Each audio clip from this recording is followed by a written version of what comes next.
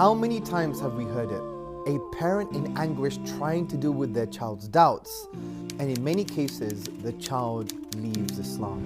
And it's becoming more and more frequent every single day. One of Sapience Institute's missions is to stop this trend by empowering and developing others. Last December, we launched a video series responding to key contentions entitled Sapient Thoughts. We are also in the process of developing and publishing a book answering the destructive doubts found online. However, we understand that answers to specific questions are not enough. This is why we are focused on enabling people to navigate through their doubts and the doubts of others. Hence, we have developed this unique and groundbreaking course called No Doubt. This course brings together the academic, intellectual, and spiritual tools that one needs to ride the waves of doubt and end up on the secure and stable shores of certainty and enable others to do so the same. Thousands of you were empowered by this course, and I'm pleased to announce that the revamped and professionally filmed course will be available after Ramadan, inshallah. Also, one of the most unique and much needed services that Sapience Institute will provide is a program called Lighthouse, where you will be able to book a one-to-one session with one of our trained mentors. This free service is available now. This mentoring is not only for people who suffer from doubts, but it's also for those who are active in the field, so we could enhance and develop them further. However, as you can imagine, the sheer level of focus and man hours is immeasurable. This is why we could not achieve this without the help of Allah and your support. If you want to support the prophetic model of supporting others and empowering others, then donate now. Go to sapienseinstitute.org/donate or click the link below.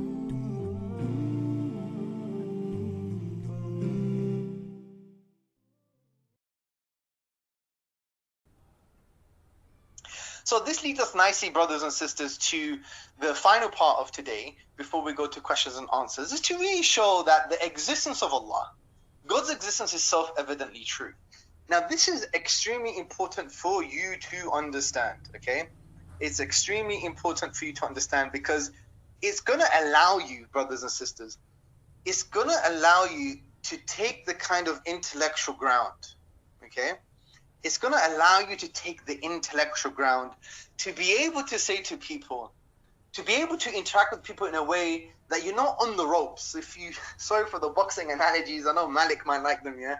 But if when you're on the ropes, unless you're really smart like Muhammad Ali and you're using it as a strategy, but usually when you're on the ropes, it's a very dangerous place to be because you're on the defense, you're not on the attack, and you're more likely to get hurt, maybe with a left hook, maybe with a right to the body, and you're on the floor, you're finished, right?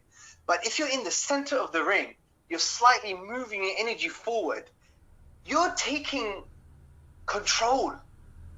You're taking control. Likewise, this session would allow us to understand that Islamic philosophy, Islamic theophilosophy, the Quran and the Sunnah, the understanding of the classical scholarship, the understanding of the classical schools of thought, they place us in the center of the intellectual and spiritual ring. Not in a way that's full of arrogance, but in a way that we could really engage with people in a profound way, in a way that doesn't make us be defeated, in a way that doesn't put us on the back foot, and in a way that's representative of reality as well. So, let me give you some preliminary notes before I articulate this position. First thing to understand is this is not an argument for God's existence. I have to repeat this a lot because some people sometimes think that I'm actually articulating an argument for God's existence. That's not the case. This is not an argument. It's more about the burden of proof and what is the default position, okay?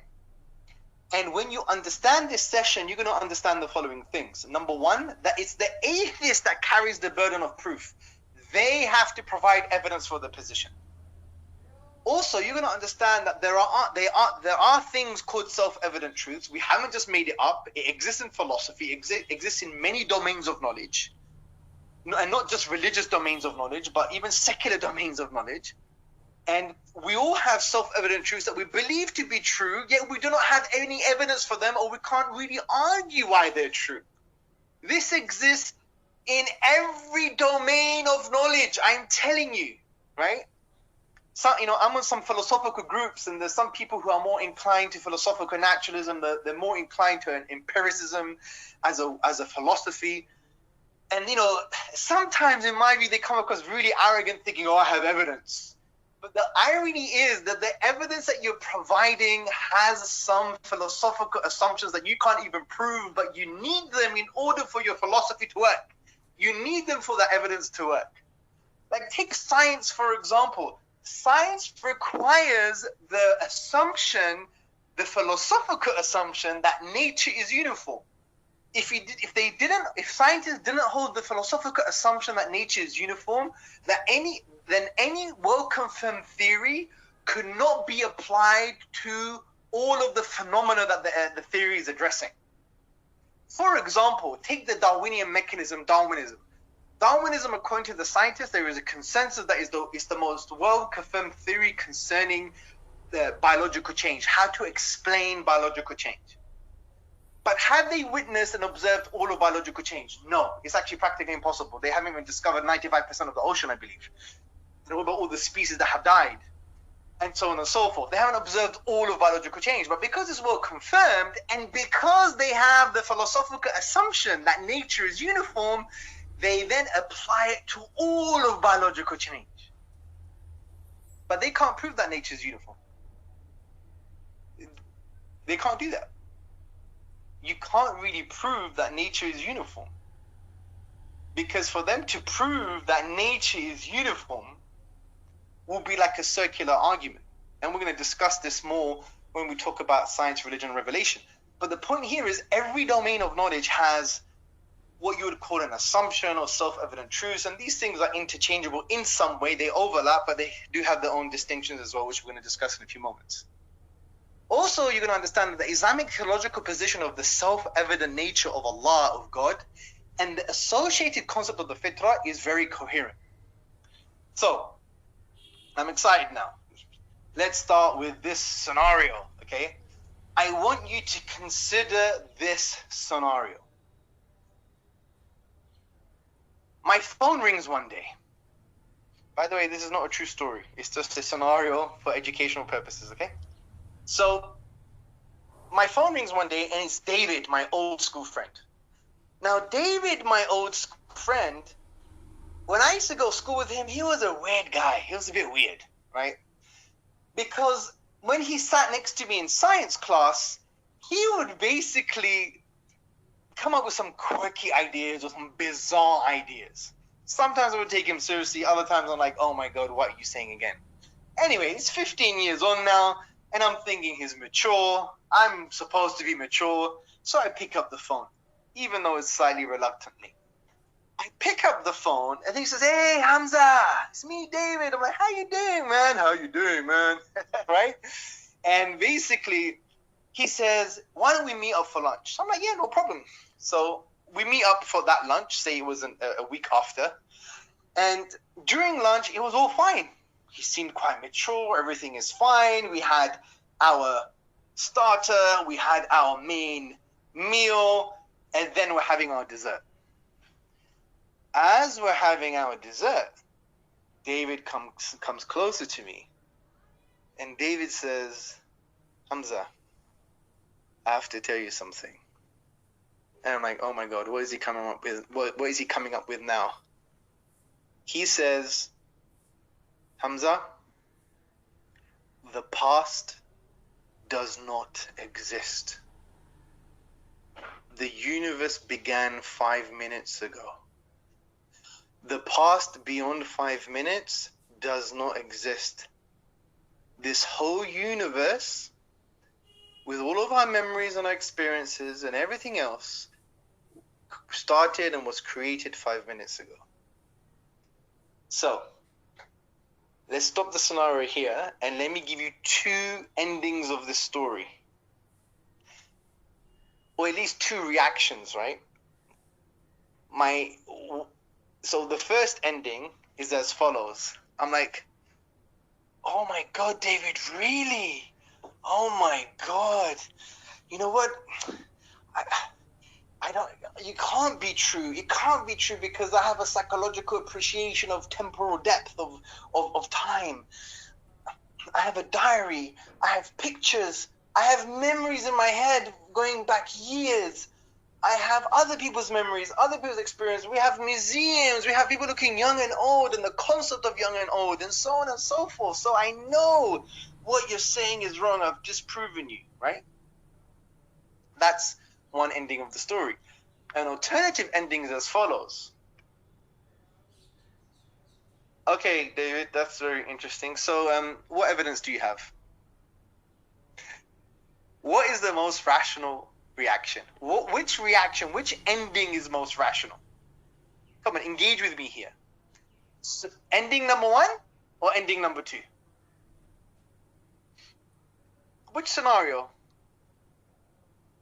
Exactly, it's ending number 2. I don't know, someone said ending number 1. No, it's actually ending number 2. Some of you actually said number 1. Wow. Most of you said number 2. Okay, alhamdulillah. One person said laugh out loud. That's not an answer.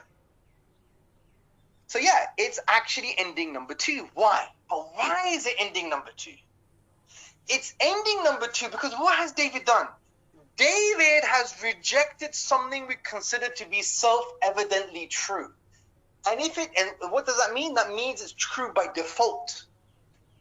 Given the fact that it's self-evidently true, someone who challenges a self-evident truth, the onus of proof is on them. The onus of proof is actually on them. And this is why when we have atheist and theist discussions, we need to realize when they say prove God exists, we need to basically say to them, well, what reasons do you have to reject his existence? And we're going to elaborate on this further. So, let's now think about the idea of a self-evident truth. As I said, the idea of the self-evident truth is something that is true by default. Okay? Now, this is related to similar concepts in philosophy and this domain of knowledge. It could refer in some way to axioms, to first principles, to philosophical assumptions, and to foundational truths. These ideas all overlap. But here we want to make a particular distinction of what a self-evident truth is. It's merely something that is true by default, and it's something that is usually required in order for a particular domain of knowledge to continue and grow. And it doesn't mean it's always going to be true. But the way to disprove a self-evident truth is actually to provide evidence, right? So many beliefs are considered self-evidently true. We already spoken about the uniformity of nature. Take the reality of the past. Why did David actually reject a self-evident truth? He rejected a self-evident truth because we all believe that the past was once the present. The past existed. We don't believe the universe was just created 5 minutes ago. We believe the universe is quite old, and we have lots of different evidences that we infer this conclusion. For example, our psychological appreciation of depth of the traversing of time. We have, for example, the concept of change, linear change in somewhere. We have memories, we have museums, we have other people's experiences, and so on and so forth. Also, one would argue that a self-evident truth is also the existence of an external world. Now, notwithstanding the philosophical discussions between the idealists and the realists, from a practical point of view, we all believe self-evidently that there is an external world. Like, I'm holding a laptop now. I'm looking at a screen that's external to me. Yeah? It's not just in our minds. It's actually external, right? Now, we can't necessarily prove it in some kind of absolute way, because it could be the case that our brains are in a jar on some planet far away, and there's an alien putting metal things in our brain to make us think and feel what we're thinking and feeling right now. So these type of things we consider self-evidently true. All domains of knowledge have this. Most domains of knowledge have this. They have either self-evident truth or a philosophical assumption that is required in order for that domain of knowledge to actually grow and continue. Now, as I said, self-evident truths are true by default, but they can be wrong. However, self-evident truths are to be accepted until we discover empirically or philosophically that they're false. So when David basically is going against a self-evident truth about the past being real, we don't accept his challenge. We don't accept his assertion unless he provides evidence. Because we know the idea of the past being real is a self-evident truth, because it makes sense of our experiences, it makes sense of external things in our lives, and also it is necessary for us to have this self-evident idea in order for other domains of knowledge and practical life to continue. Now, if someone rejects that, then the onus of proof is on them. They have to provide an argument. So it's just to reiterate, it's very important for you to understand this. When someone questions these self-evident truths, we do not blindly accept the conclusions. Just because they've got a challenge, it doesn't mean, or they've got a question, it doesn't mean that they're valid or they have a position, especially when they're rejecting a self-evident truth. So we need to reply with, what evidence do you have? The onus of proof is on you, because you are the one who is going against a self-evident truth. Now, how does this apply to God's existence? Well, we need to understand that self-evident truths have characteristics. Now, these are not criteria. We understand what self-evident truths are, and self-evident truths have these characteristics. They're not criteria, so that's something very important to understand. So what are the characteristics of self-evident truths? Let's break it down. The first characteristic of a self-evident truth is that it's not the product of a specific culture or social conditions. Okay? So a self-evident truth is something that's more universal. Now, it doesn't mean that there is a consensus. It doesn't mean that at all. Okay? It doesn't mean that everyone has to believe in the self-evident truth. But it means that it cannot be just a product of specific culture or social conditions. So take the idea that the past was once the present, that the past was real, that yesterday happened, that 10 years ago actually happened. Now, this idea, brothers and sisters, this idea is not just a product of Australian culture. It's not the product of Tunisian culture. It's not the product of German culture, right? It's actually not the product of a specific culture or social conditions, okay? It transcends any social conditions or a particular culture, okay?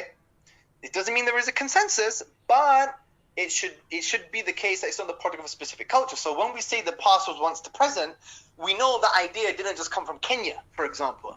We know the idea didn't just come from China, for example. Another characteristic of a self-evident truth is untaught, and this is a very, very important one. Untaught means that it's not based on external information transfer. Someone didn't really have to teach you this, okay? It was not acquired by information transfer external to your senses and introspection. For example, when we think about the idea the past was once the present, you were never taught this at school. If you were, then that's going to be very worrying, yeah? No one is taught at school that 5 years ago happened, that years ago actually happened. It doesn't require external information transfer from a teacher or a book for you to understand this. What is this required is that you develop this on your own, through your own experiences, via your senses and introspection. Another characteristic of a self-evident truth, that it's formed due to the natural functioning of human psyche, of the human mind and the human psychology. So someone with intact cognitive apparatus and intact psychological disposition, they're going to come up with this self-evident truth. Finally, a characteristic of a self-evident truth, that is the simplest and most comprehensive interpretation of the world. It's not only simplest, but it's the most comprehensive. So the idea that the past was actually real, that it happened, is a simple idea, just by virtue of being able to express it in a few words. But it's also the most comprehensive. What does this mean? It means it has the greatest explanatory scope. It explains all of our experiences and the data that we have at our disposal concerning this idea. It explains my psychological understanding of linear time, of temporal depth. It explains my psychological appreciation of my own experiences throughout time. It explains other people's experience. It explains museums. It explains me aging. It explains all my diary. It explains all of these things, right? And explains it in a comprehensive way without raising more questions than it answers. So this is very important to understand. So when we apply this to the basic idea of God, and by the way, I'm not talking about God with names and attributes and the fact that, you know, He's the loving and the merciful and the powerful. No, I'm talking about the essential idea here. The fact that He's Al-Khaliq, that there is a creator. The basic idea of a creator is self-evidently true. So let's analyze this basic idea by referring to the characteristics of a self-evident truth. So is this idea of a creator universal? Yes, it doesn't mean there's a consensus, but we know it's not the product of one culture. It's cross-cultural. And we know it's not the product of specific social conditions, because we know people in Germany have this idea, and it didn't just come from German culture or social conditions. We know even people in China have this idea, in Australia, in Britain, in Africa, in Latin America, and so on and so forth. And this idea is not a specific product of a specific culture or social conditions. So that's there. Also, it's untaught. We know this because things emerging that come into existence, we know they require a creator or some type of prior causal conditions. This is untaught. You never taught this at school. Your teacher never teaches you that a painting required a painter. Your teacher doesn't teach you that there was some kind of prior external cause or external factors for the school building. This is not taught. Fine, the specifics may be taught, like what the builder's name was and how they built it, but the idea that there was a painter, the idea that there was a creator, the idea that was prior causal conditions, this is not taught. You develop this through your experiences, through your introspection and your own senses. Following on from this basic idea of a creator is also natural because it's formed by people with normal cognitive and psychological faculties. No one would say that the supermarket store near their house didn't have something external to it that brought it into existence. No one's going to say that. No one's going to say that the supermarket just brought itself into existence, that the supermarket didn't have a cause or creator, right? No one's going to go to an art museum and basically say that painting, had no painter. It's very interesting. I had a discussion with Sheikh Mohammed Nizami the other day, and he basically said something along the lines of, atheists, I don't know if he said this in these terms, but I think he said, I don't have time for atheists. I can't have a conversation with atheists. It's like, sitting in a coffee shop and having a cake, and the person that you're having the cake with is saying that no one baked the cake. I mean, how can you even have a conversation, right? I know that's a bit of mubalagha, it's a bit of hyperbole, but he raised a really interesting point, because really this is not the natural functioning of cognitive faculties. Also, it's intuitive, and this is very important for you to capture. The concept of a creator, the underlying basic idea of a creator, is simple and comprehensive, especially for the explanation of the universe. Why? One creator, it's a simple idea, and it's comprehensive. Why? It explains all the data, all the questions that we have in a comprehensive way. It doesn't raise more questions than it answers.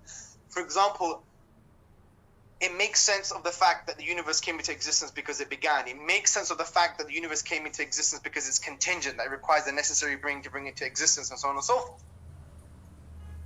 Conversely, the atheist would raise far more questions than it solves. It's not, a saying that there is no creator might be simple, but it's not comprehensive because it doesn't answer questions.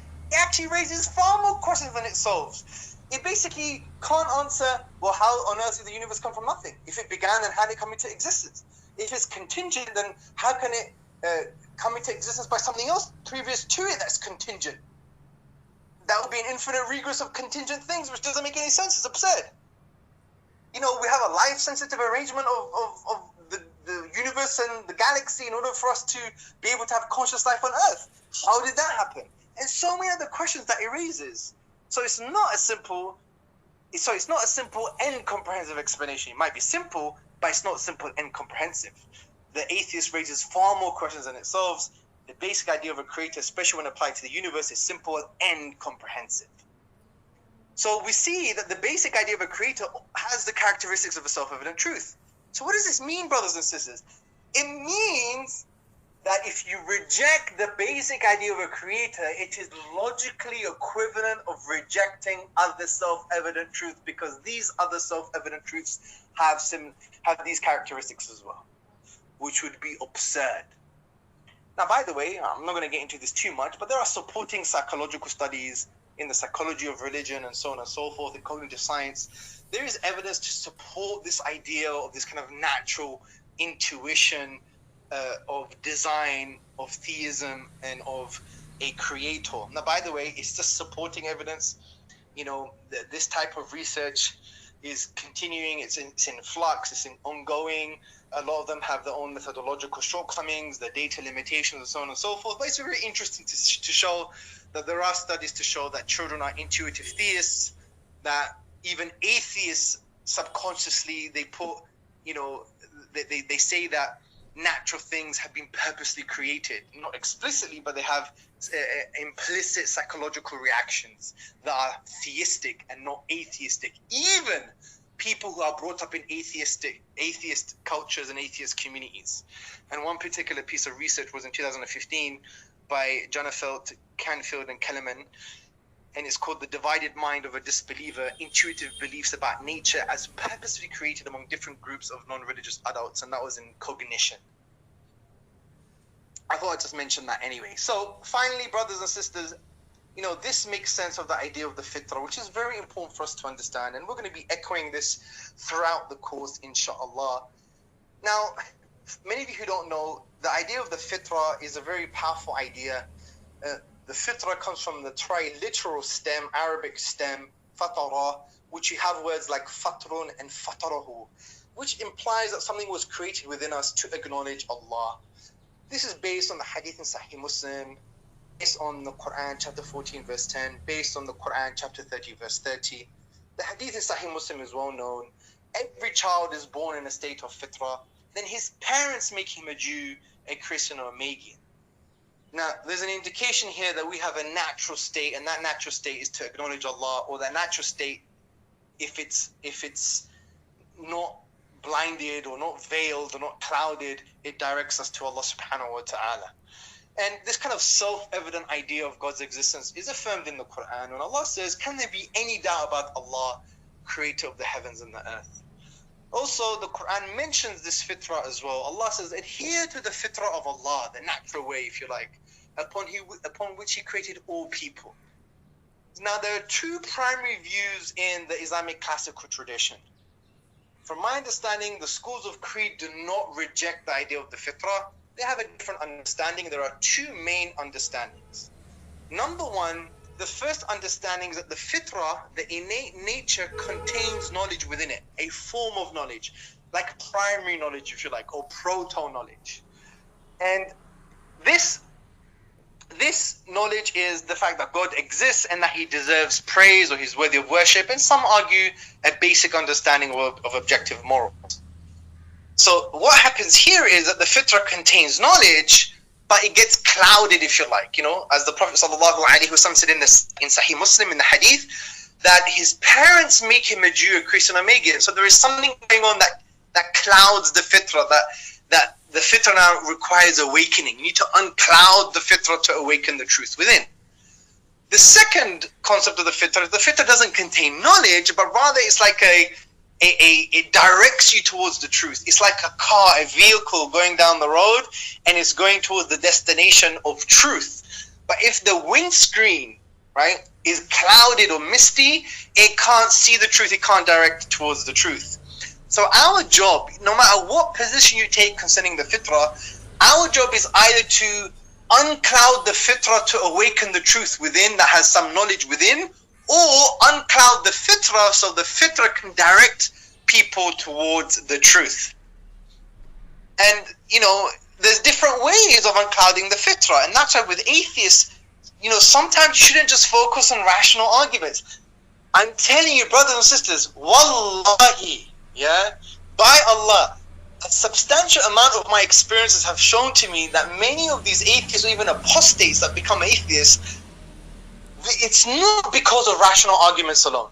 And many times those rational arguments are just veils that hide something else that's going on. A psychodynamic problem, a spiritual problem, some kind of trauma. I am telling you. And I use these examples all the time. I remember when I had a conversation at university, and I'm paraphrasing the conversation. It was a while ago, so apologies for maybe slight deviation of accuracy, but the essence is there. There was a student who completed his master's, I believe, in quantum physics. He came from a Pakistani background, and he basically affirmed that he's an atheist, and he said, Hamza, your argument for God's existence is false because causality doesn't make sense outside of the universe. Something we're going to address, by the way, in this course, inshallah. And, I tried to have some kind of emotional intelligence with him, and I felt that he didn't really know what he was talking about. And I said to him, what do you mean by causality? Because if you study Western metaphysics, causality is a contended notion from the point of view that the nature of the causal link hasn't even been ironed out. Yes, we have to assume some things in science itself about cause and effect, but as an idea, the nature of the causal link is a contended notion. Now, when I explained that to him, he basically said, I don't know what it means. Right? Even in quantum physics, they have different kind of ideas concerning these things. Is time necessary for causality or not, and so on and so forth, from my understanding. And I said to him, isn't it really bizarre that you're denying God using a word in a sentence, but you don't know what that key word means? And that for me was an indication that it had nothing to do with this. There was something else going on. So I sat him down and I found out, from what I remember, that his main issue that he wasn't spiritual. He didn't know how to connect to Allah. He didn't know how to pray properly. Subhanallah. And by the way, there are many of these experiences I can give you, and I will give them to you, inshallah, throughout this course. But this goes to show that there's not only one way to uncloud the fitrah, to direct it towards the truth or to awaken the truth within. It's not only rational arguments. It's not only proofs of God's existence. It could be your akhlaq. It could be giving people Quran. It could make people understand the experiences in a different way. It could maybe get people to change the meaning that they've given their trauma in their life. It could be to get people to reflect on introspect and so on and so forth. And this makes sense of the Sunnah. This makes sense of people coming to Islam throughout the years, from the early period to now. People come to Islam for so many different reasons, even for phenomenological reasons, from for experiential point of view. You don't know where the fitrah is clouded. Why are you focusing on an abstract rational argument? Maybe they need something else. So we have to become more intellectually and spiritually mature to listen with the intention to understand our fellow human being, to be able to uncloud the fitrah, to awaken the truth within, to allow the fitrah to direct itself towards the truth, like a car with a clean windscreen. And it could be they need a combination of things. It could be they may need a little bit of rational arguments, they may need a little bit of Quran, and they may need a little bit of love. Or it could be that they need to understand their experiences in life in a different way, from a Quranic point of view. The point here is, it's not just one way. There are different ways, different means to uncloud the fitrah, and it could be a combination of them. You have to understand this, and this makes sense of human experience. It makes sense of the Quran and the Sunnah. It makes sense of the early conversions of Islam, the conversions throughout history. It makes sense of what a human being is. A human being is not an abstract functional robot that you type in some kind of algorithm and you expect some kind of guidance or results. Why do we secularize a human being this way? Why do we? It's not even secular. It's like abstract. Why do we reduce the human being to robotics? When we know from, even Western psychology, cognitive science, Islamic psychology, Allah subhanahu wa ta'ala, who created the human being, is telling us the human being is not just an aql, he is a qalb, He is an intellect, he has a heart, and actually the aql is a function of the heart. He has a ruh, he has a soul, he has a nafs, he has a disposition, an ego, a psychological disposition, he has a fitrah, and all of these things are in a dynamic interplay, but yet we're engaging with our fellow human being as if he is a robot. Na'udhu billah. This is ego. All ego. This is why we have to become intellectually and spiritually mature, to listen with the intention to understand, to be committed to people's well-being, to their guidance and goodness, and want to really find out what's going to uncloud their fitrah. And many times it's a nice hug, and many times it's getting them to understand their experiences in a totally different way. So awakening the truth within is quite interesting. It's like, for example, one of my favorite toys from what I remember was a plastic Donald Duck. Okay. Now imagine, I go to my mom's house and she tells me to clean the attic. And this is just a hypothetical story. And I'm cleaning the attic and I go to some bags in the corner. It's my old school bag. It's full of dust and cobwebs. I clean it up. I open it and I forgot all about my favorite toy. But in the bag, I find my favorite toy. And what do? I'm like, oh yeah, I remember this was my favorite toy. That's what awakening the truth within really is like. When you uncloud people's fitrah, they have that awakening, right? It's just like when they remember that they had a favorite toy and they forgot all about it. When they find it one day, many years later, it creates that amazement and that awakening. So before we go to question and answers, brothers and sisters, there are some objections. One objection is, well, isn't atheism universal and untaught? Right? Do you really have to be taught atheism? Is atheism just the product of a specific social condition? One would argue that atheism transcends different social conditions. So does that make it doesn't it make it self-evidently true? No, atheism is not self-evident truth, even if we give them the fact that atheism is universal and untaught. I would disagree. It's not untaught, but that's a different discussion. But say we say, yes, atheism is universal and untaught. How does that make it self-evidently true? Because remember, the characteristics of self-evident truths are the fact that they're not only universal and untaught, but they're intuitive, and they are natural and intuitive. Intuitive from the point of view that they are simple and they are a comprehensive explanation of reality, of the particular phenomenon in question. Now, when it comes to atheism, when you apply it to the universe, it may be a simple explanation, but it's definitely not comprehensive. It raises far more questions than it solves. Therefore, it's not self-evidently true. So your homework, brothers and sisters, you think this is just, infotainment? We're serious here. And alhamdulillah, I'm still really happy that after this time we still have over 430 people on this webinar. May Allah bless you all. Here's your homework, okay? Number one. Actually, I know there are two number ones here. There's a bit of a typo. I do apologize. Homework is, number one, make your own presentation and deliver it to someone, even if it's just to yourself or a group of people, and record it and listen to it. You'd be surprised how much you learn by doing that. And analyze and reflect it and find out where you went wrong. Number two, go online and search for a lecture, a debate, or a presentation, and unravel some of their self-evident truths implied in their discourse. Find out, what are they assuming here? What is the truth that they believe is true by default? What is it here? What's going on? And then realize, if you were to discuss with them, that if they reject the basic idea of a creator, it's equivalent of rejecting their own self-evident truths.